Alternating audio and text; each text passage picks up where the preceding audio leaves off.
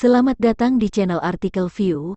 Dukung channel ini dengan cara like, komen, dan subscribe. Jangan lewati iklannya ya bosku, agar kami semakin semangat. Terima kasih. Episode 186, Kisah Seorang CEO Muda yang Berpura-Pura Culun. Andika, ketua telah menjadi pekerja paruh waktu lagi.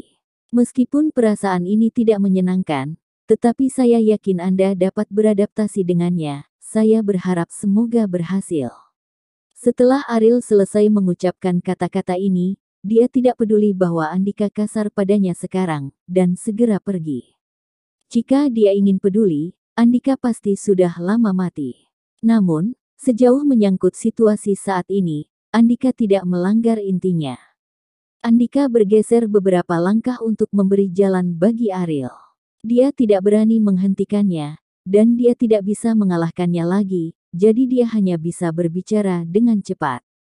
Setelah Ariel pergi, Andika ingin pergi ke Real Estate LKK Techno Science untuk mencari imam, tetapi dihentikan oleh penjaga keamanan, karena imam telah memberitahunya bahwa jika Andika muncul, dia tidak akan diizinkan masuk ke perusahaan.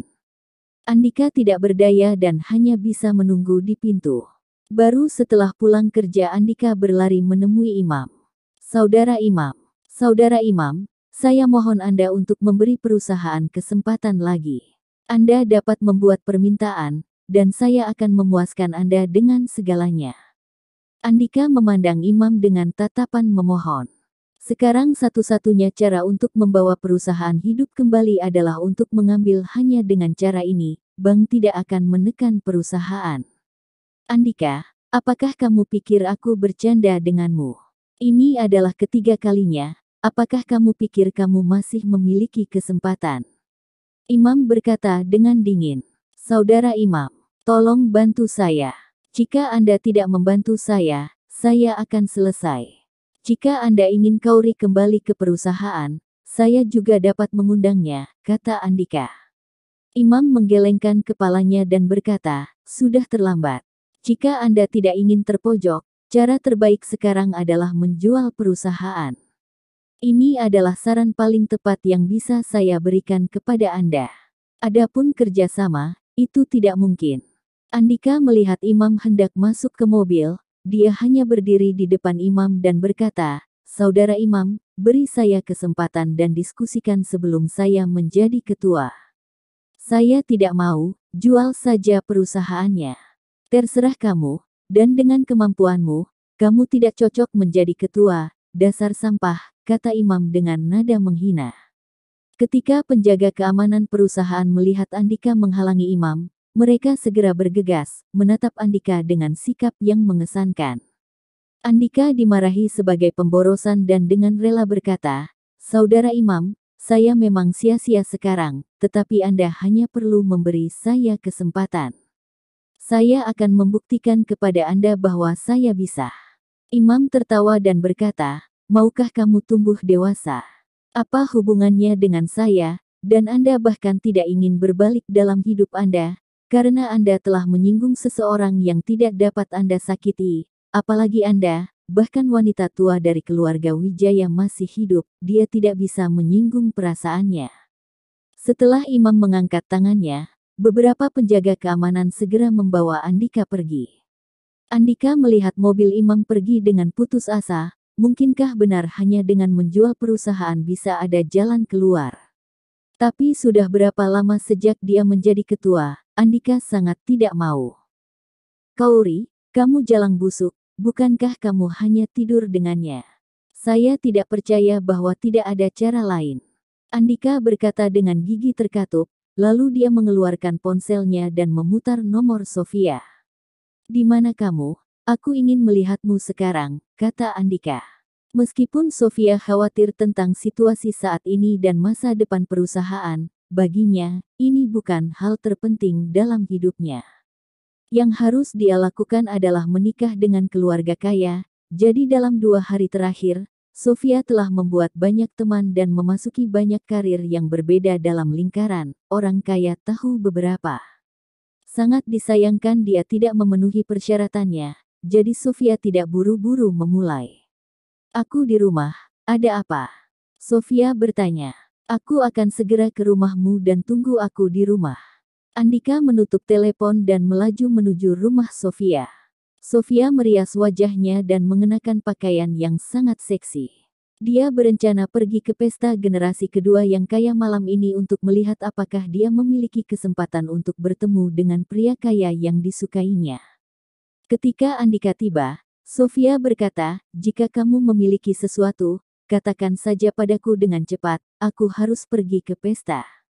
Melihat sosok seksi dan mempesona Sofia, Andika berkata, "Apakah kamu tahu mengapa Imam menghargai Kauri?" "Kauri." Sofia dengan senyum dingin, dia berkata, "Bukankah kamu mengatakan bahwa dia memiliki hubungan yang tidak jelas dengan Imam?" "Itu benar. Jadi saya berencana untuk meminta Anda membantu perusahaan memulihkan situasi," kata Andika.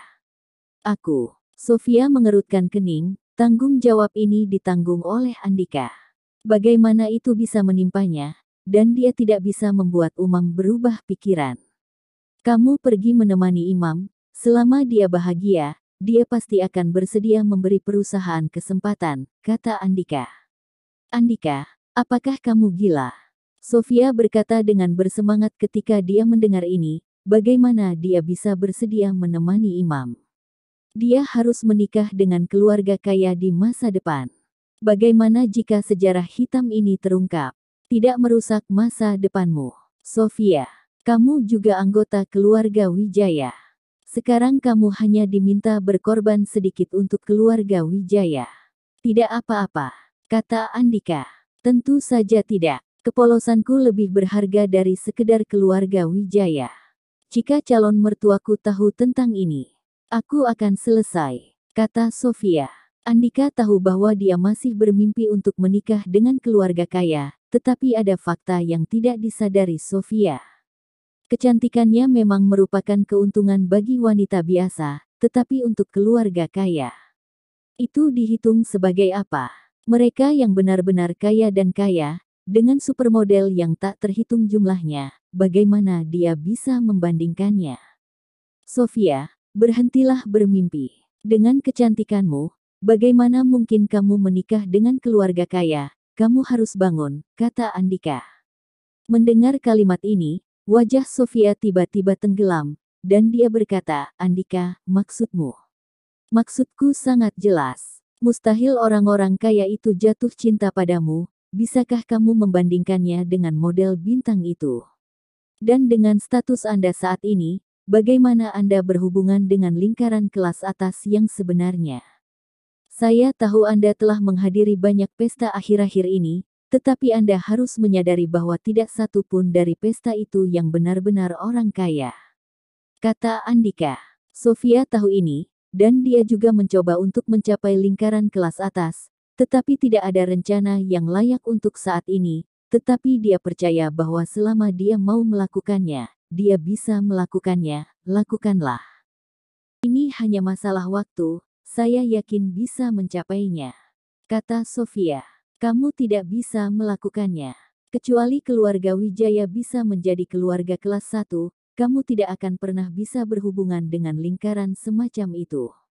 Andika berkata dengan nada tegas, "Nenek tidak pernah menyentuh ambang batas keluarga kelas 1 selama bertahun-tahun. Apakah kamu pikir kamu bisa melakukannya hanya dengan satu wajah?" Wanita tua itu telah bekerja keras selama bertahun-tahun, Sofia tahu, tetapi keluarga kelas 1 yang sebenarnya tidak menganggap serius keluarga Wijaya. Jadi ketika dia sekarat, dia tidak membiarkan keluarga Sofia berhasil memasuki dunia nyata, kelas atas. Kepercayaan diri Sofia dilampaui oleh Andika. Pernyataan itu hancur seperti pecahan kaca, dan dia juga tahu perbedaan antara dirinya dan bintang supermodel. Melihat Sofia mulai ragu, Andika melanjutkan, "Setelah keluarga Wijaya menjadi keluarga lini pertama, Anda tahu orang-orang. Tapi itu bukan level saat ini, Anda harus memikirkannya sendiri." Setelah beberapa saat, Sofia bertanya, "Apa yang kamu ingin aku lakukan?" Melihat kompromi Sofia, Andika mendapatkan kembali harapan dan berkata sambil tersenyum, pergilah menemani Imam, pengaruhi dia dan buat dia bekerja dengan perusahaan kita. Bagaimana jika dia masih menolak? Kata Sofia. Selama Anda bisa memuaskannya, mengapa dia menolak? Selagi Anda masih punya waktu, buka internet untuk mencari tahu cara membuat pria menyerah. Kata Andika. Oke. Sofia berkompromi. Satu-satunya cara untuk membuat pria bahagia adalah dengan melayani mereka dengan nyaman. Sofia harus belajar banyak secara online. Selama dia bisa menikah dengan keluarga kaya, Sofia rela melakukan apa saja. Dia tidak membiarkan Kauri hidup lebih baik dari dirinya sendiri, jadi menemukan pria kaya adalah satu-satunya cara baginya untuk melampaui Kauri. Malam itu, Sofia pergi ke rumah Imam. Andika memberikan semua informasi ini padanya. Andika bahkan sengaja membuat Sofia terlihat lebih seksi. Ketika pintu rumah Imam berbunyi, Sofia yang berpakaian jala, menundukkan kepalanya, menunjukkan sikap malu-malu, dan berkata kepada Imam, "Kakak Imam, aku akan datang menemanimu malam ini."